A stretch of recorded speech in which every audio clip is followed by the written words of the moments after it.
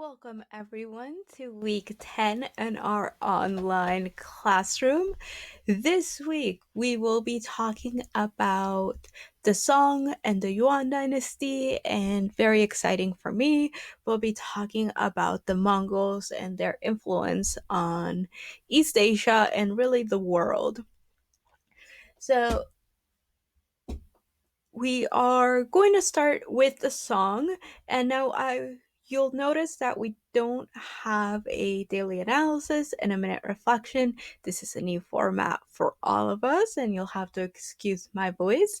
This is one of many lectures that I have recorded for all of my classes today. So this is our timeline, and we are going to start with the Song 960 to about 1279, and then we will take a segue and look at the Mongols and later the Yuan dynasty. So the Song dynasty is a time period of technological and knowledge explosion. What we get is the movable typing press coming to China. This means the printing of books and encyclopedias, the creation of paper money, the great Chinese invention of gunpowder, and the compass. So all of these are going to be technological innovations that are going to influence society. We're also going to see painting became the great art form, and Emperor Huizong is going to establish an imperial academy of painting. This is quite revolutionary, having an actual institution where people come to learn how to paint. And this piece we have here is actually attributed to the emperor himself. Now, landscape's going to develop into one of the great contributions of China to the art world. As I've mentioned before, the Song dynasty is considered the preeminent dynasty in terms of landscape painting. Now, here we have an example. This is a detail from Travelers Among Mountains and Streams, and this is basically what landscape painting during the Song dynasty is going to look like. And it's very different than landscape painting in the West. And we started looking at this last time, but I'm actually in this next section in this module going to have you take a closer look. But you can see here how the emphasis is not necessarily on making it as realistic as possible. It's more about creating a mood and an atmosphere and capturing the spirit of nature. Here I have it compared to European landscape painting a little bit later, but you can see the differences between these. One of them, of course, being color.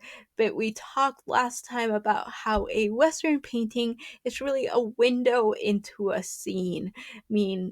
While a Chinese painting is really supposed to be an experience through time and through space. All right, so I'm gonna jump right into our next topic. And like I said, you'll have a video to watch more about the Song Dynasty paintings in the next section. But I want to touch on this term because we've been talking a lot about civilization, but we really haven't defined it. So this is the definition I found in a dictionary somewhere. I don't remember which one. It says an advanced state of human society in which a high level of culture, science, industry, and government have been reached. Now, if you think that this is incredibly vague, you are correct. It's incredibly vague. So I actually looked up more definitions for the criteria to be a civilization. Now, number one here, we see agriculture. So you have a stable food supply. Now, this is going to immediately rule out all nomadic civilizations. We're also going to see centralized government. Right? We've seen this with these great capital cities, job specialization, and social classes. This is what we've been talking about all unit, the different social classes. organized religion, right? Of course, Buddhism is what we've been looking here in the East Asia and South Asia. Writing, and writing comes quite early on in China and spreads to Korea and Japan. So all of those qualify as civilizations. And we saw Sanskrit in India earlier on. Art and architecture, of course, these are present. Otherwise, we would not probably be talking about them in art history. And cities, because ultimately, civilization is tied to city life. That means that traditionally in an art history class, we would not be talking about groups like the Mongols, nomadic peoples. But in this instance, we are, because they are very deeply going to influence the culture, right? They're going to set up a dynasty in China. And in order to understand the Yuan dynasty, you have to understand the Mongols. But before we talk about the Mongols, we are going to talk about building the Great Wall. Now, when we talk about the Great Wall, this is not one unified wall. Instead, what we have are segments of a wall that have been added onto over the centuries. Now we see that the first segments of the Great Wall were actually begun way back with Emperor Xin and the Terracotta Army. Remember all of that? That's where the Great Wall was actually started. And this Great Wall, part of the Great Wall, was made out of mud brick. And we're going to see how that is added onto in the following dynasties. And most of what we see today in terms of the Great Wall, the touristic part of the Great Wall, actually comes in the Ming Dynasty, which we'll be looking at later on. Now, who built the Great Wall? Again, these are all of the different dynasties that contributed, right? Please excuse the watermark back there. I just thought it was a really good slide. Now, like I said, the early parts of the wall were constructed using mud brick, using packed or rammed earth construction. And you can see how that's done here. You would put these wooden side panels, and then you would basically just pack in dirt, and you would flatten that piece of earth and usually vegetative matter down, and then you would add another layer, and then you would add another layer, and that actually makes for a pretty solid wall.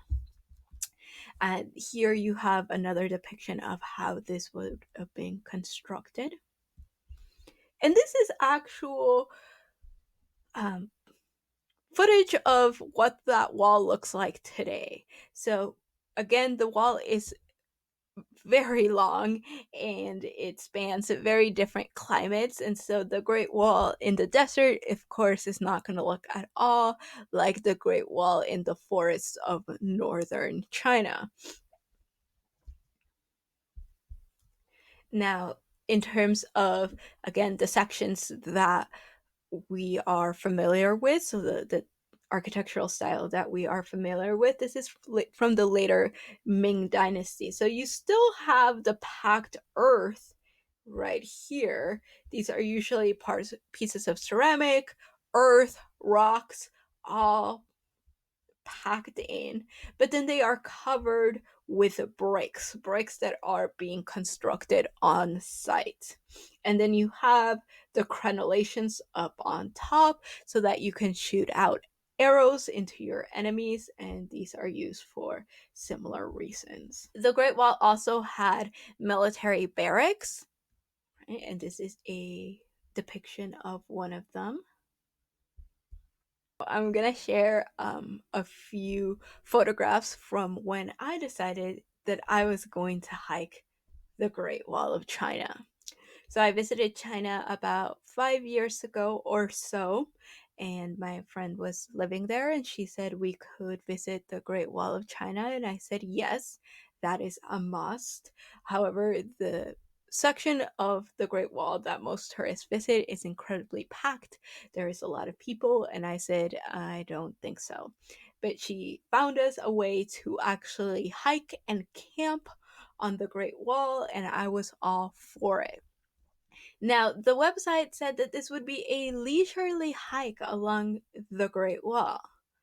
Don't ever trust anybody that describes something as a leisurely hike. It turned out there was a thunderstorm while we were there, and they actually had to change our route.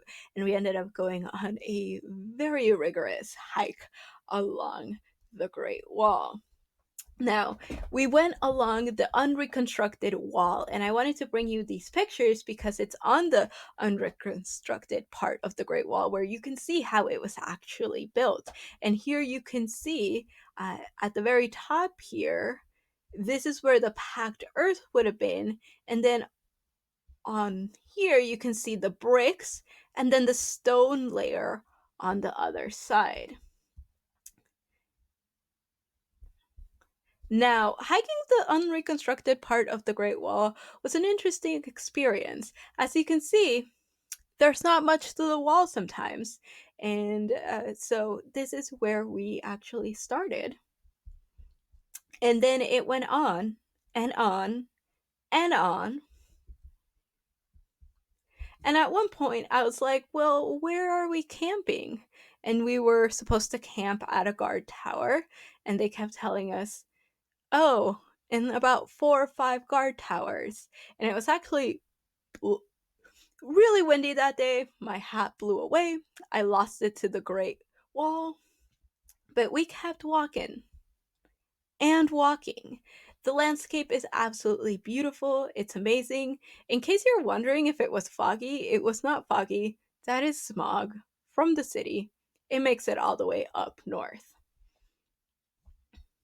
And then the sun started setting, and I started getting worried because I'm on the Great Wall of China and it's getting dark. And here is a view from one of the guard towers, and you can see that you can see across to the other guard towers. And the goal of that would be that you would be in a guard tower, and if you saw the enemy coming, you would light a fire, and that fire would have been seen even in the dark from one guard tower to the other. And it's getting darker. And in case you're wondering, that one guard tower that is kind of ominously sitting at the middle of the picture there, that is where we got to sleep. And this is what it looks like. And now I was a little worried about the fact that there's an X on it, but I was assured that it was fine to sleep in. I'm not quite sure if that was true, but this is where we set up camp for the night. Now, what was really fascinating is that you can see some of the crenellations there. You can see the slots where guards would have been drawing arrows, right? Now, most of this has been taken over by vegetation. Unfortunately, it's not in a great condition, but it gives us an insight as to what these earlier parts of the tower look like, of the wall and these towers look like. Okay? Because what we see here is a reconstructed version of the later Ming Dynasty tower. Now, in case you're wondering what happened to me, I did make it through the second day. It was exhausting. It's basically climbing up and down stairs for about 2 days straight. And we made it out to this part of the wall where we later all the tourists looked at us like we were crazy. Now, I want to segue into the Mongol Empire. Now, this has to do with the Great Wall because, of course, the Great Wall is meant to keep out the Mongols, and before the Mongols, it was meant to keep out other peoples of the steppes. Okay. Now, a little bit of a chronology of the Mongol Empire. We have the reign of Genghis Khan. We have the conquest of northern China, the conquest of Persia, the conquest of Russia, the conquest of Baghdad, and the conquest of southern China. So the Mongols take up control of almost the entire Eurasian territory. So there are a couple of regions that they don't end up invading, and those are parts of most of India, Japan, and Europe. They get very close to invading Europe, but they don't quite make it all the way in to Western Europe. Now, here are some of the impacts of the Mongols. So, they're going to introduce new methods of warfare, mostly on horseback, and the concept of psychological warfare, which they are going to perfect. They are also going to open up trade from Venice to Beijing and beyond. So, because they control such a vast territory, they are going to be influencing the trade. We've been talking a lot about the Silk Road. Well, this is kind of the Silk Road on steroids.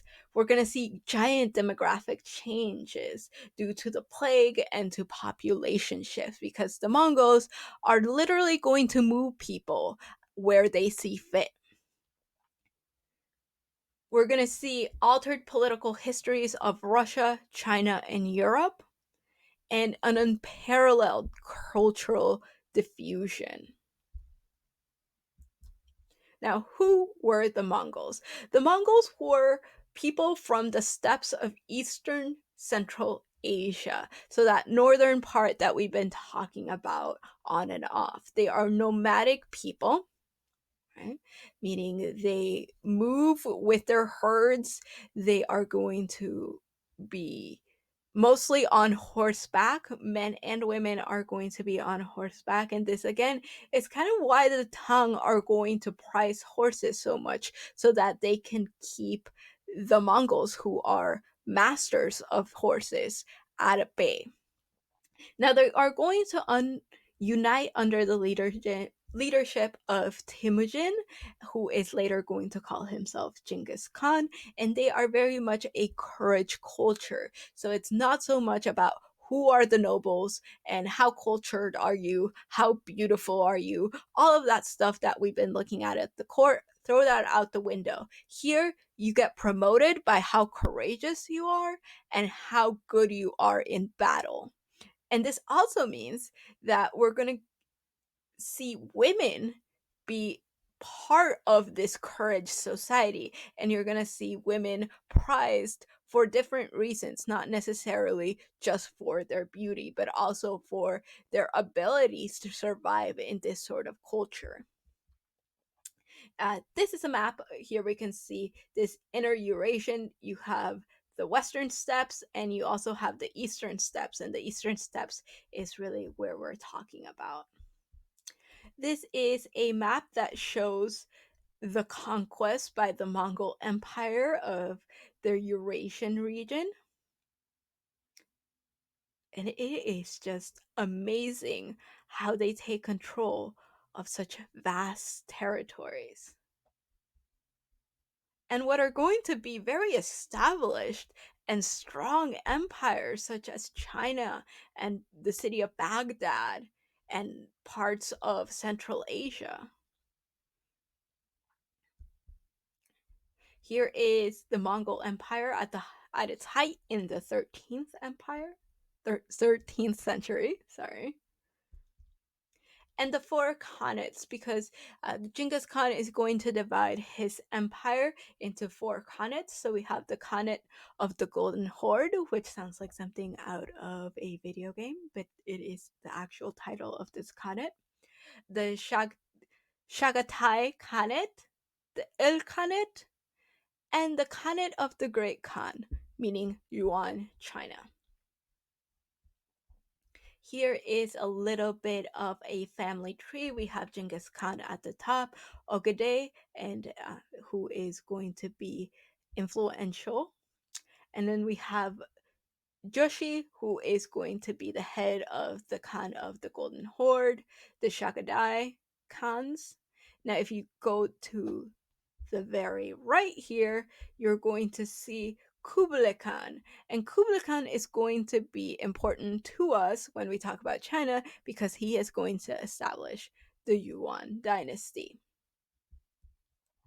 Now, this is interesting to be talking about right now. But part of talking about the Mongols means talking about the Black Plague.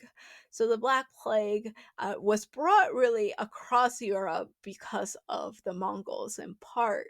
But we can see here how it is taken across Eurasia via the Silk Roads over maritime routes. And it's also being propagated by the Mongols and sometimes quite on purpose as part of biological warfare. Now, a little bit about Temujin. So he is born in 1167. He was orphaned at 10. And what he is very famous for is this mastery of the art of steppe diplomacy. Basically, he's able to unite all of these warring nomadic groups into a confederacy, into a confederation, and he becomes the ruler of all of these different groups, and he calls himself the universal ruler, which is Chinggis Khan. And this is a Chinese depiction of Chinggis Khan that we have here. Now, if you are interested in the Mongols, these are two really interesting books. They're somewhat controversial, but I found them fascinating. So we have Genghis Khan and the Making of the Modern World by Jack Weatherford, and actually my favorite, The Secret History of the Mongol Queens. So how did daughters of Genghis Khan rescued his empire, and that really focuses on the role of women in the Mongol Empire because these were some strong women that went to battle right side by side with the men. Now, in terms of art and architecture, well, this is very much similar to talking about Sparta in ancient Greece. These were warring people, they were nomadic. They are not going to have large cities like Chang'an, and they are not going to have long scroll paintings and things like that. This was not something that was useful to them. So instead, we're going to look at the Mongolian gur, and this is a type of nomadic housing. Right. Now, you might be familiar with this as a yurt, but in the Mongolian version, it's called a gur. And this image shows you how these would have been constructed. So there are several elements here. They do have a door. They would have originally been covered in hides to keep warm. And here we have another depiction, illustration. Now, most of the furniture in here would have been made to be portable, and at the very far end here, you would have had an altar to their polytheistic gods. You would have had a chest, and each chest would have had all of the items that a person would own. You would have had beds.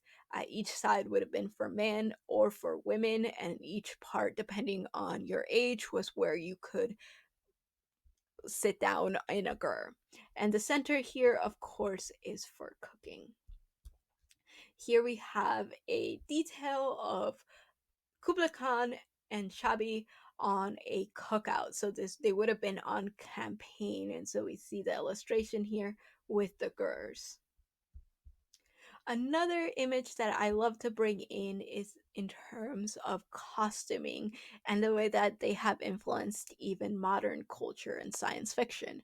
And so on the left here, we have an image of what uh, Mongolian dress and headdresses would have looked like.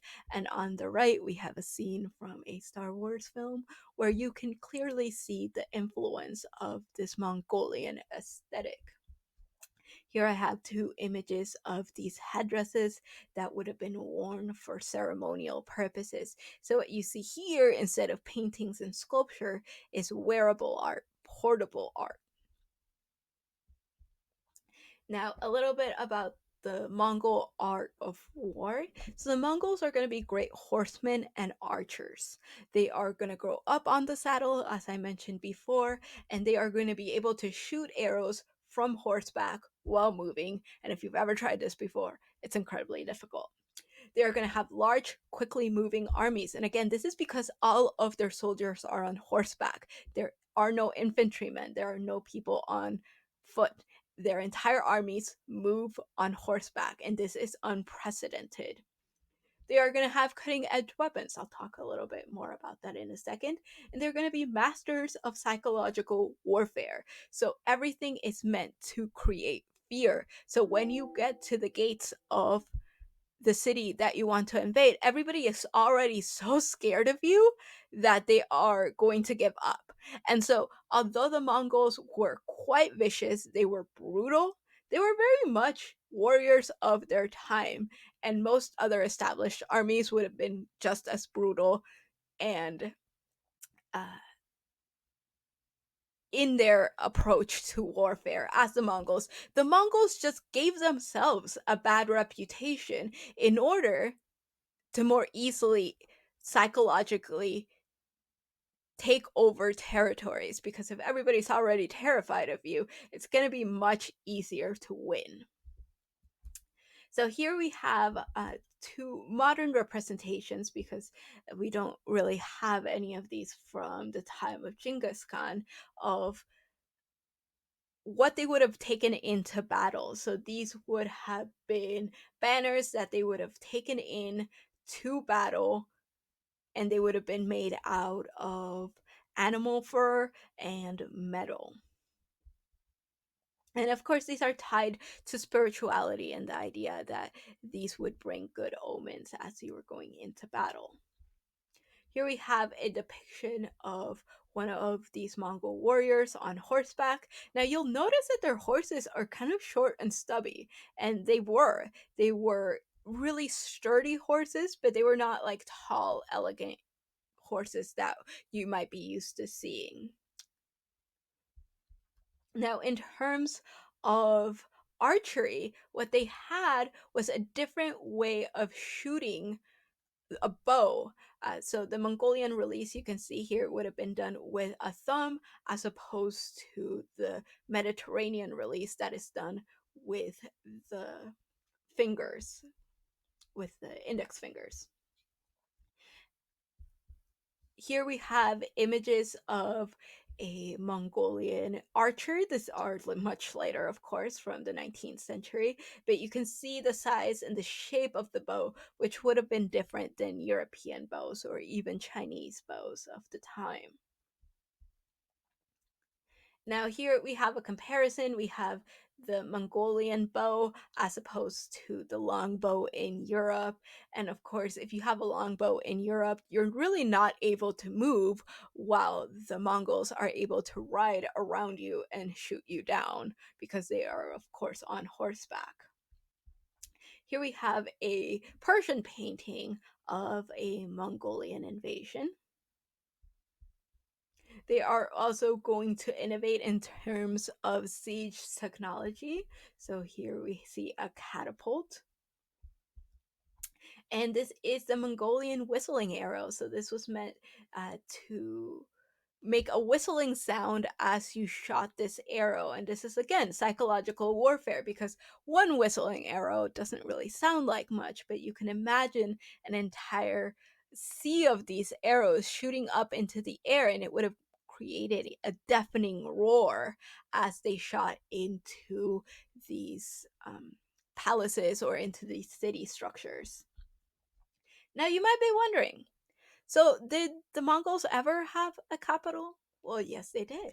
It was called Karakorum. Now, there's not much left of Karakorum. This is a diagram, a diorama of what Karakorum would have originally looked like. But we know that Genghis Khan himself never actually slept in Karakorum. He never spent time in Karakorum.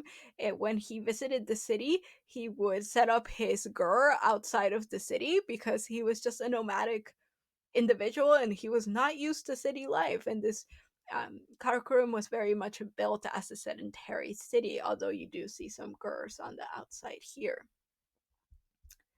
Now we have some images from all other parts of Asia.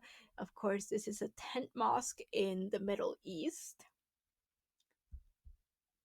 Now, how did the Japanese resist the Mongolian invasion, because the Mongols did try to invade Japan. They invaded Korea, but they never made it into Japan. Well, the Mongols attempted twice to invade Japan, and twice they were repelled by typhoons. A coincidence? Well, the Japanese think not. This is where the term kamikaze or divine wind develops in Japan. And so the Japanese feel that they have been very much blessed with the typhoon that protects them from the Mongolian invasion. Now, society under the Yuan dynasty. So now we're talking about Kublai Khan, who establishes the Yuan dynasty. So in this society, the Mongols are going to be at the very top. So the ethnic Chinese get kind of pushed to the bottom, and the Mongols take control. We're going to see, excuse me, you're going to see nomadic and Islamic allies are going to be next in line. Then Northern Chinese, and then finally, ethnic Chinese and peoples of the South. So we're seeing a hierarchy here from the North to the South. Now, these are paintings done during the Yuan dynasty. Again, the focus on these horses, and these are obviously Mongolian horses. You can see the costuming is different than what we've seen before. Here we have another example, again, getting on horseback, the bows and arrows. All of these are from the Yuan dynasty. Now, there's this concept of the Pax Mongolia, meaning this time of peace under the Mongols. And this is kind of strange because we often associate the Mongols as being these terrible people that basically destroyed and killed everyone and spread the Black Plague around the world, or at least around the Eurasia. But it's never that simple. It's never that clear cut, because during this time we also see unprecedented long distance trade.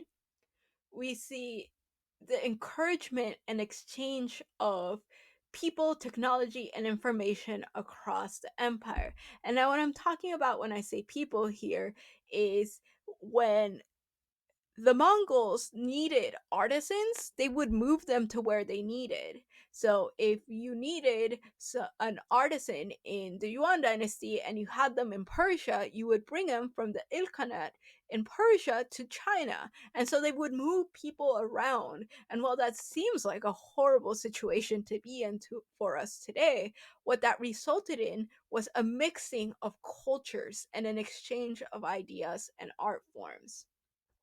And they were also quite lax when it came to religion. They didn't really care what you practiced in terms of religion or what you believed in. That was not really their concern. Right? And so Weatherford, in his book, talks about the Mongols and that they were civilization's unrivaled cultural carriers, meaning they are carrying different elements of each culture which they conquer across their empire. And we've been talking a lot about how trade and exchange really creates the culture of Asia. Now, a little bit about the end of Mongol rule. So, there is a succession crisis after the death of Kublai Khan and many rebellions in the 1300s.